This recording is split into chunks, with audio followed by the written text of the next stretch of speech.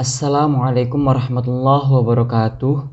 Saya Dahlan Anugrah Harahap, perwakilan dari kelompok 9 yang beranggotakan Alifia Salsabila, Delia Ananda Sugeng, dan Lestari Dwi Fitriani. Yang dibimbing oleh Ibu dosen Neneng Nurjanah Magister Humaniora.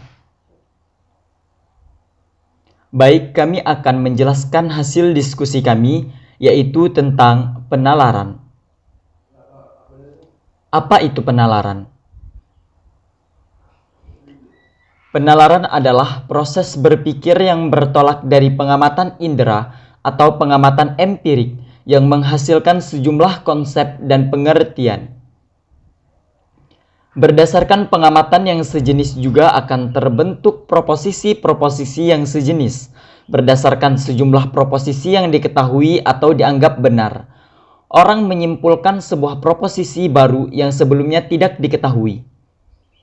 Proses inilah yang disebut menalar.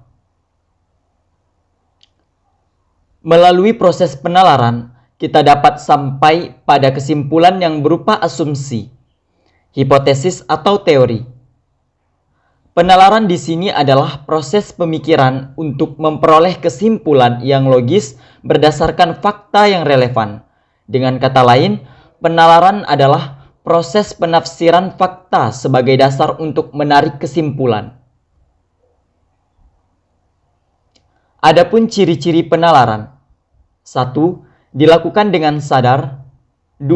Didasarkan oleh sesuatu yang sudah diketahui. 3. Sistematis. 4. Terarah dan bertujuan. 5.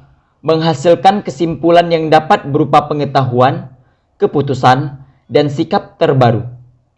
6. Sadar tujuan. 7.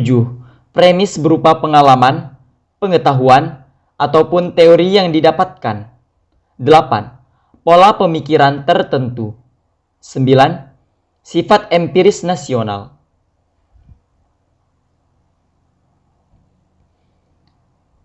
Adapun penalaran dalam prosesnya. Yang pertama, penalaran induktif.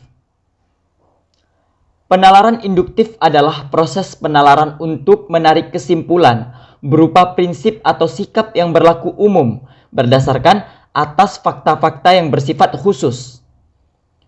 Prosesnya disebut induksi. Dalam penalaran induktif ini ada 3 jenis penalaran induktif, yaitu generalisasi, analogi, dan hubungan sebab akibat ataupun hubungan akibat sebab. Contoh penalaran induktif. Harimau berdaun telinga berkembang biak dengan melahirkan. Babi berdaun telinga berkembang biak dengan melahirkan. Ikan paus berdaun telinga berkembang biak dengan melahirkan. Kesimpulan. Semua hewan yang berdaun telinga berkembang biak dengan melahirkan. Yang kedua, penalaran deduktif.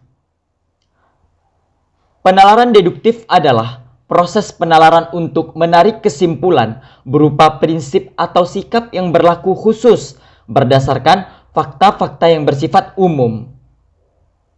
Prosesnya disebut deduksi. Jenis penalaran deduktif ini diantaranya ada silogisme dan antinem. Contoh, masyarakat Indonesia konsumtif umum dikarenakan adanya perubahan arti sebuah kesuksesan khusus dan kegiatan imitasi khusus dari media-media hiburan yang menampilkan gaya hidup konsumtif sebagai prestasi sosial dan penanda status sosial. Adapun salah nalar ada 2 macam. 1. Salah nalar induktif berupa A. Kesalahan karena generalisasi yang terlalu luas. B. Kesalahan penilaian hubungan sebab akibat. C. Kesalahan analogi. 2. Kesalahan deduktif dapat disebabkan A. Kesalahan karena premis mayor tidak dibatasi. B.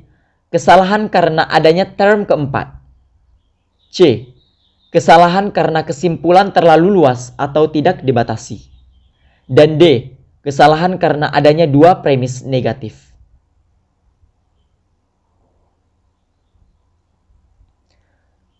Contoh kalimat yang salah karena tidak logis atau salah nalar. Di antara masalah nasional yang penting itu mencantumkan masalah MPKT dalam pendidikan. Itu salah. Yang benar, di antara masalah pendidikan nasional itu tercantum masalah MPKT dalam pendidikan. Selanjutnya, untuk mengetahui baik buruk pribadi seseorang dapat dilihat dari tingkah lakunya sehari-hari. Itu salah. Yang benar, baik buruk pribadi seseorang dapat dilihat dari pribadinya sehari-hari. Contoh selanjutnya. PT Gudang Garam termasuk 5 penghasil terbesar devisa negara tahun 2010. Itu salah.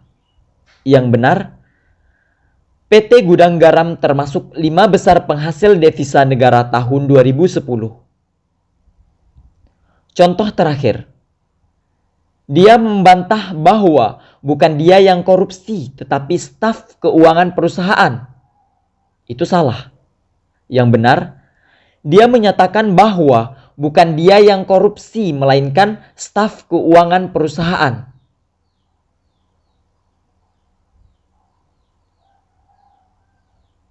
Terima kasih. Wassalamualaikum warahmatullahi wabarakatuh.